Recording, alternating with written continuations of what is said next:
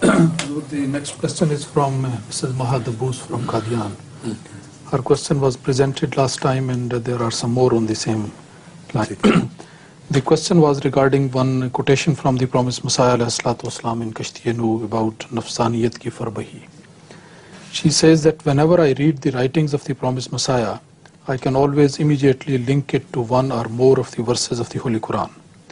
This time I could not think of any verse except maybe this one, which says, Inna allazina kazzabu bi ayatina wastakbaru anha la tufattahu lahum abwabu samai wa la yadkhuluna al-jannata hatta yalij al-jamalu fi sammil khiyat wa kazalika najzil mujrimin.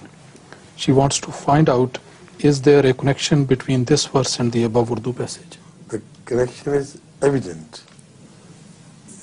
This is the verse with which the passage is connected, and in one of my sermons, I openly connected the two and told that Hazrat Muslim's observation is superior to that of the observation of the same subject of Jesus, because the Holy Quran has handled the problem in a manner that it can really become possible for someone who is bloated in his own figure, in his own estimation, yet he can enter heaven.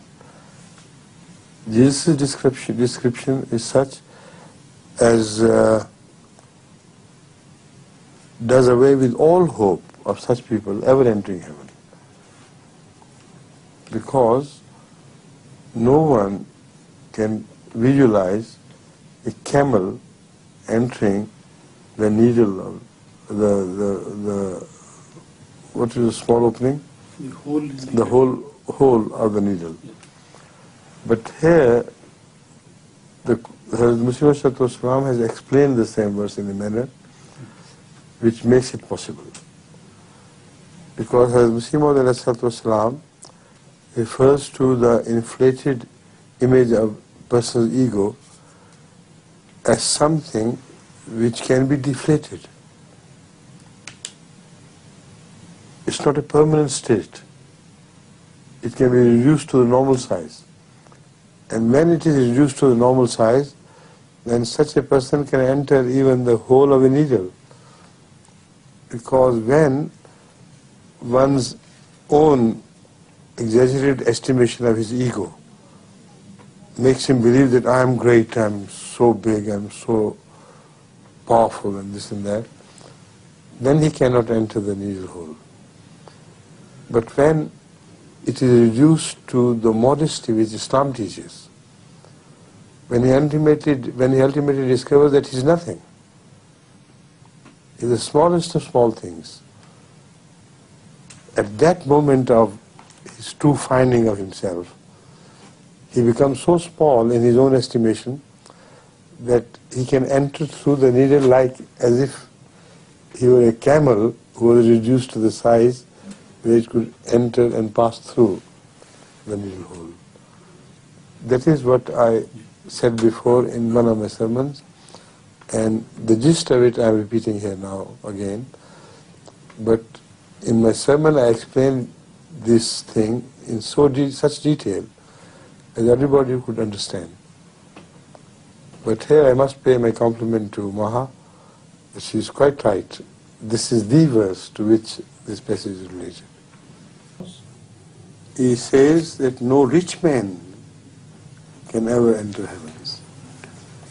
And of course there are hundreds of thousands of rich men among Christians as well, not to mention others. So a rich man will never enter heaven. This is wrong. Because at times of Muhammad Rasulullah there were rich men among Muslims who one can positively say were heavenly people. So this is the difference between his statement and the statement of Muslim which tallies with this. He says, Nafs ki farbahi. There is own aggrandizement in your own eyes of your own self.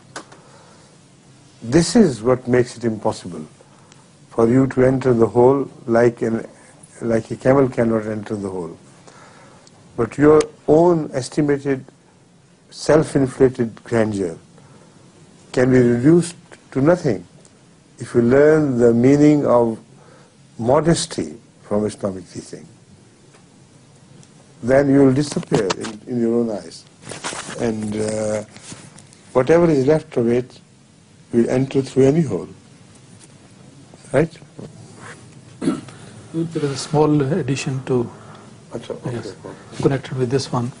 She also says that there is in the Holy Quran in Surah Al-Ghashiyah it is mentioned لَيْسَ لَهُمْ طَعَامٌ إِلَّا مِنْ زَرِيٍّ لَا يُسْمِنُ وَلَا يُغْنِي مِنْ جُوعٍ. She says that here the word yusminu is used to indicate something desirable.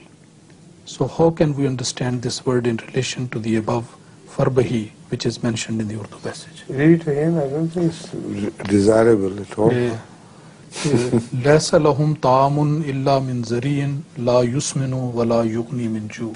Yes. This is not commendable yusminu. It means that whatever they consume will be of no benefit to them. Neither they will get rid of their the hunger, the appetite for something, nor whatever they can eat, if they are given anything, will be put to a form of energy which will be preserved with them. Yusminu refers to that form of energy which can be preserved, which is more than you need. So they will not have their needs fulfilled in any way. The hunger will not go away, and the leftover of what they eat will not be turned into fat. So this is the meaning. They will be giving nothing which can be of any benefit to them.